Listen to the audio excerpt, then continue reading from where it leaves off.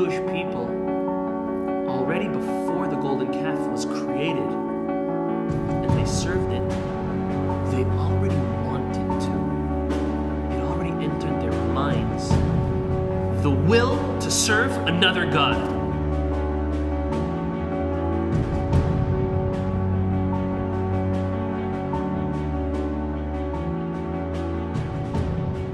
The Zera Shimshon quotes the Talmud, and two contradictory statements in the same portion of the Talmud, only one page away from another.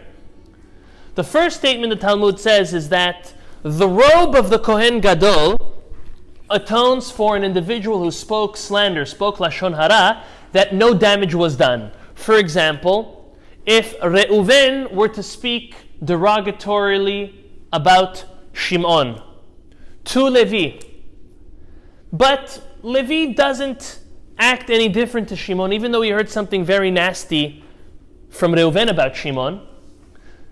He completely acts like him like yesterday. He's his friend, they still conduct business, they do everything, so there was no damage per se done. So the robe of the Kohen Gadol in his service atones for that.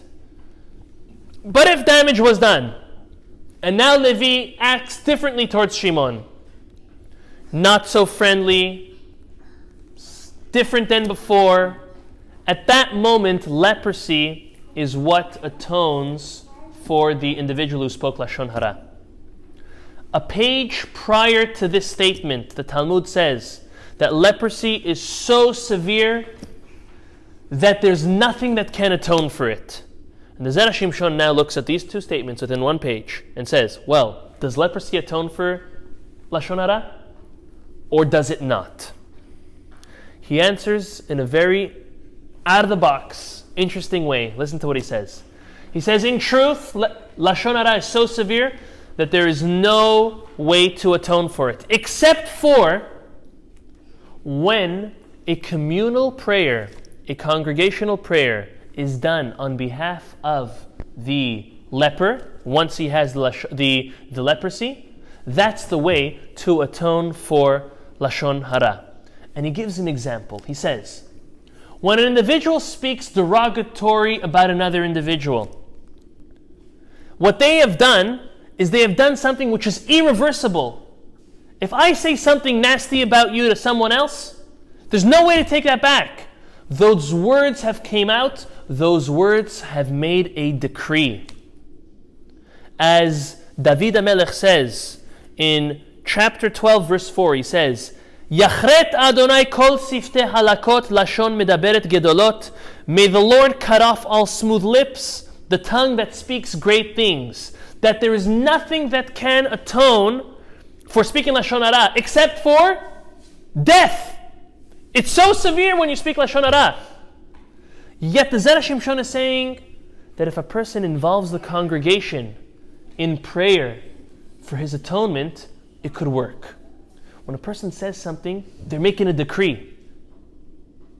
The only forum that can annul a decree, any decree, is the prayer of the congregation. A tzibur, tefilat hatzibur, as we say in Hebrew. A communal prayer. When a person says something so severe like Lashon Hara and they make a decree, they almost can't help themselves. The only way to help themselves is by appealing to the community to pray on their behalf. And the Torah says that's exactly what happens with the leper. When the Kohen examines the leper and sees that he is impure, the Torah says, Tameh, Tameh, Yikareh, that the individual will be deemed and called and publicly known as impure. The reason for that is so people should know and people should pray for the individual. There's one more aspect to this that the Zera Shimshon adds. He says, why such a severe punishment of leprosy for someone who speaks Lashon Hara? We don't see this by other sins. Why specifically Lashon Hara is there leprosy? He answers and says, since the only atonement for speaking Lashon Hara is really death, HaKadosh Baruch Hu had to make it in a way that the person would be punished in a way tantamount to the equivalent of death. When a person speaks Lashon Hara and in effect they have leprosy on their skin, and then they are deemed to be impure, and they are exiled and excommunicated, being exiled and excommunicated is the equivalent of death. So the severe punishment of leprosy is specific to one who does something so severe like Lashon Hara, in order to give them a similar punishment of death, but not death per se itself, rather in God's ultimate mercy, excommunication and exile for the time being until the person is deemed pure again and the blotches of leprosy go away through the repentance of the individual. What we can learn from this concept of the leper, from Lashon Hara, is that words have power.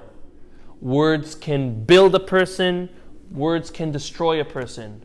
Words can build or destroy a family. Words can build or destroy a community. It could build or destroy even the world.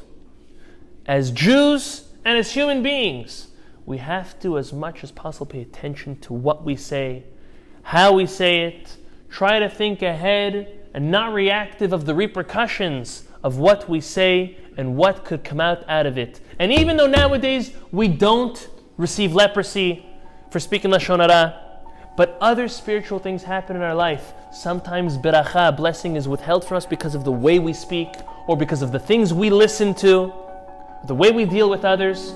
All of this concept just lingers on the idea of being sensitive to another.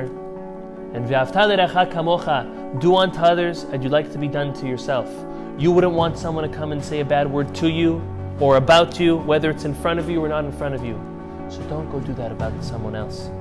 May God bless us in the merit of the Zera Shimshon to help us be aware of guarding our mouths as much as possible and bring a tremendous blessing to ourselves, our families, our community, and to all Am Yisrael. Baruch Adonai Le'olam. Amen ve'amen.